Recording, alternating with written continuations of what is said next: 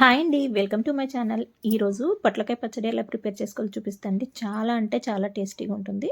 ఈ పొట్లకాయని మామూలుగా పచ్చడిలా చేసుకోవచ్చు. అలాగే పెరుగు పచ్చడి కూడా చేసుకోవచ్చు. ఈరోజు మీకు 2 ఎలా ప్రిపేర్ చేసుకోవాలో చూపిస్తా అండి. చాలా ఈజీగా ప్రిపేర్ చేసుకోవచ్చు. టేస్ట్ అయితే చాలా అంటే చాలా బాగుంటుంది. ఇక్కడ నేను పొట్లకాయలని ముందు వాష్ చేసేసుకొని వాటి పైన ఇట్లా జస్ట్ స్పూన్తో పైన ఈ విధంగా గీకేసుకుంటున్నాను. గ్రీన్ కలర్ లేయర్ని జస్ట్ ఇట్లా లైట్గా గీసేస్తున్నా. ఇలా తీసేసుకుంటే జస్ట్ పసరు వాసన అనేది లేకుండా ఉంటుంది అంతే. ఈ విధంగా పైన పొట్టంతా స్పూన్తో క్లీన్ చేసేసుకున్నాను. పైన ఇట్లా రబ్ చేసుకుంటే సరిపోతుంది. తర్వాత వాష్ చేసి కడిగేసి ఈ పొట్లకాయని ఇట్లా రౌండ్గా ముక్కల్లా కట్ చేసేసుకుంటున్నాను. లాస్ట్ టైం వీడియోలో పొట్లకాయ కర్రీ ఎలా చేసుకోవాలో చూపించాను కదండి. ఈరోజు పొట్లకాయ పచ్చడి ఎలా ప్రిపేర్ చేసుకోవాలో చూపిస్తున్నా. అక్కడ పొట్లకాయకి మనం ముక్కలు కట్ చేసుకొని గట్టిగా పిండేసి వాటర్ అయితే తీసేసుకున్నాము. ఇక్కడ పచ్చడి కాబట్టి పైన లేయర్ని స్పూన్తో గీకేసుకుని ఇలా ముక్కల్లా కట్ చేసేసుకుంటున్నాను.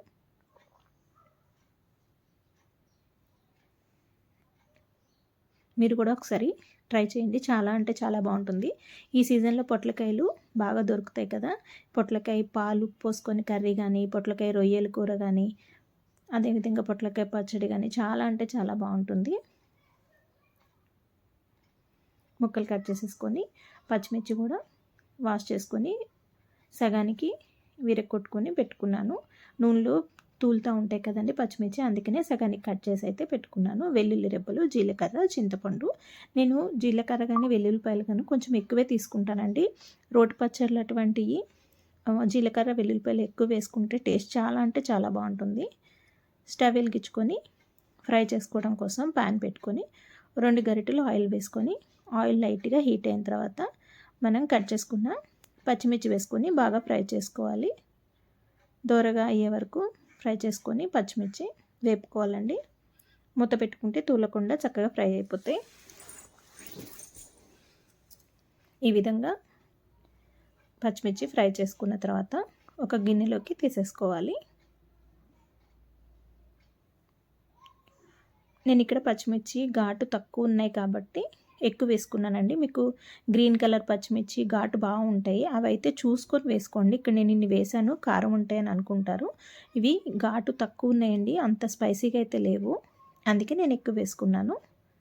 పచ్చిమిర్చి పక్క తీసేసుకొని అదే ప్యాన్లో మనం కట్ చేసుకున్న పొట్లకాయ వేసుకొని ఫ్రై చేసుకోవాలి.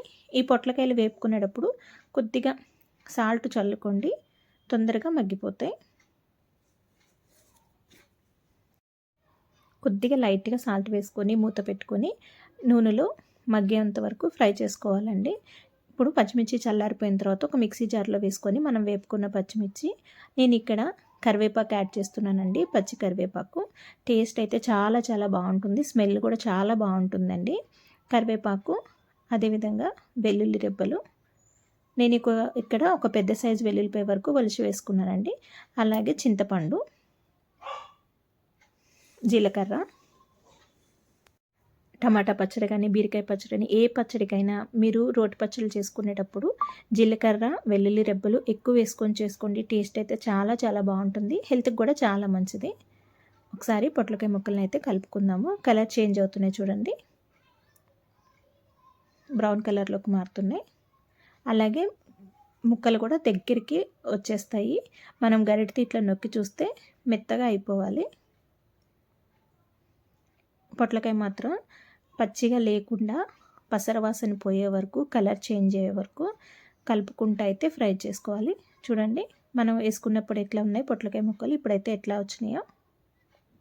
ఇలా కలర్ చేంజ్ అయ్యి దగ్గరికి మెత్తగా మగ్గిపోయేంత వరకు అయితే మీరు కుక్ చేసుకోవాలి. తర్వాత పొట్లకాయ కూడా తీసి పక్క పెట్టేసుకొని ఇక్కడ తాలింపు అయితే రెడీ చేసేసుకుంటున్నాను. ఎండుమిర్చి, తాలింపు దినుసులు, పచ్చిమిర్చి, మినపప్పు, ఆవాలు, జీలకర్ర వేసుకొని పోపు అయితే రెడీ చేసేసుకుంటున్నాను. పోపు చక్కగా బ్రౌన్ కలర్లో క్రిస్పీగా అయ్యే వరకు ఫ్రై అయితే మనం తింటున్నప్పుడు తగులుతుంటే చాలా అంటే చాలా టేస్టీగా అనిపిస్తాయండి. మనం చట్నీ చేసుకొని పక్క పెట్టేసే కన్నా పోపు పెట్టుకొని వేస్తేనే చట్నీలు చాలా రుచిగా అనిపిస్తాయి. మీరు ఒకసారి చూడండి పోపు లేకుండా చట్నీ ఎలా ఉంటుందో, పోపు వేసిన తర్వాత చట్నీ ఎలా ఉంటుందో. ముందుగా అయితే పచ్చిమిర్చి వెల్లుల్లి రెబ్బలు అవి ఒకసారి మిక్సీ పట్టేసుకొని ఉప్పు వేసి తర్వాత పొట్లకాయ ముక్కలు కూడా వేసుకొని గ్రైండ్ చేసుకోవాలి. వాటర్ అయితే అసలు ఏమి యాడ్ చేయొద్దండి. ఈ విధంగా గ్రైండ్ చేసుకున్నాక బాగా మెత్తగా కాకుండా కొంచెం కచ్చాపచ్చాగా అయితే గ్రైండ్ చేసుకొని గిన్నెలో తీసుకొని మనం వేసుకున్న పోపు దీనిపైన వేసేసుకొని కలిపేసుకుంటే ఎంతో రుచికరమైన పొట్లకాయ పచ్చడి అయితే రెడీ అయిపోతుందండి. టేస్ట్ అంటే చాలా బాగుంటుంది. వేడి వేడి అన్నంలో కలుపుకొని తింటే సూపర్ ఉంటుంది. మీరు కూడా ఒకసారి ట్రై చేసి చూడండి ఎలా ఉందో. కొంతమందికి పొట్లకాయ పెరుగు కలుపుకొని తింటే చాలా ఇష్టపడతారు కదా. అందుకని ఇక్కడ నేను కొద్దిగా పచ్చడి సపరేట్గా తీసుకొని పెరుగు అయితే కలుపుకుంటున్నాను.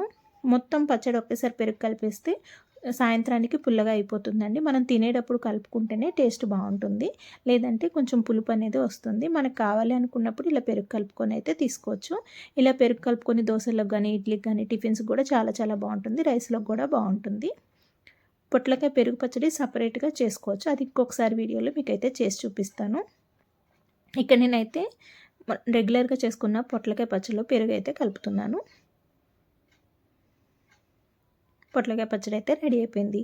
మీరు కూడా చేసుకొని టేస్ట్ చేసి ఎలా ఉందో చెప్పండి. నా వీడియోస్ కనుక మీకు నచ్చితే ప్లీజ్ లైక్ చేయండి, షేర్ చేయండి, సబ్స్క్రైబ్ చేసుకోండి. Thanks for watching.